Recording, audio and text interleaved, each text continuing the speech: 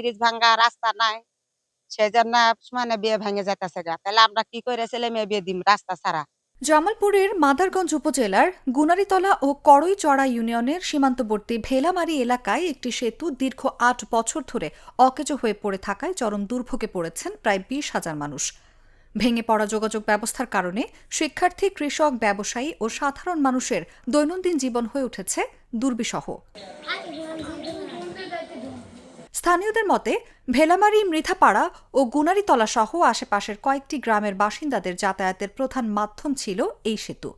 তবে ২০১৯ সালের বন্যায় ক্ষতিগ্রস্ত হওয়ার পর থেকে এটি ব্যবহার অনুপযোগী হয়ে পড়ে। দীর্ঘ সময় পেরিয়ে গেলেও সংস্কার বা পুনর্নির্মাণের কার্যকর কোনো উদ্যোগ না থাকায় এলাকাবাসী বাধ্য হয়ে ঝুঁকিপূর্ণ পথে চলাচল করছেন। মনে হয় আমরা বাংলাদেশের নাগরিক না, আমরা কোথাও থেকে ভেসে আসছি, এমন পরিবেশ সৃষ্টি হয়েছে এখানে। সবচেয়ে বেশি ভোগান্তিতে পড়েছেন শিক্ষার্থীরা। প্রতিদিন কয়েক কিলোমিটার অতিরিক্ত পথ পাড়ি দিয়ে স্কুল কলেজে যেতে হচ্ছে তাদের। বর্ষা মৌসুমে কাদা ও পানিতে ডুবে থাকা সড়ক তাদের দুর্ভোগ আরও বাড়িয়ে দিয়েছে।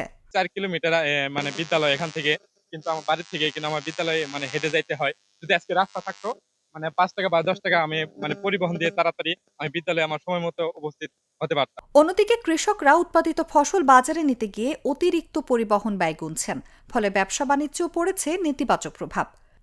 জরুরি স্বাস্থ্যসেবার ক্ষেত্রেও দেখা দিয়েছে সংকট। সময়মতো হাসপাতালে পৌঁছাতে না পেরে অনেক রোগী ঝুঁকির মুখে পড়ছেন বলে অভিযোগ স্থানীয়দের।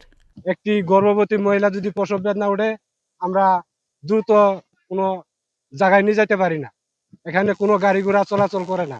তবে মাদারগঞ্জ উপজেলা নির্বাহী কর্মকর্তা সুমন চৌধুরী জানান, বিষয়টি জেলা প্রশাসনকে অবহিত করে দ্রুত সমাধানের উদ্যোগ নেওয়া হচ্ছে।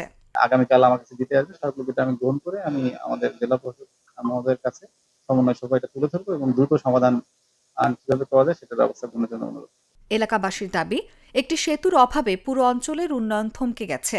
বহুবার সংশ্লিষ্ট কর্তৃপক্ষের দৃষ্টি আকর্ষণ করা হলেও দৃশ্যমান কোনো অগ্রগতি হয়নি। News desk.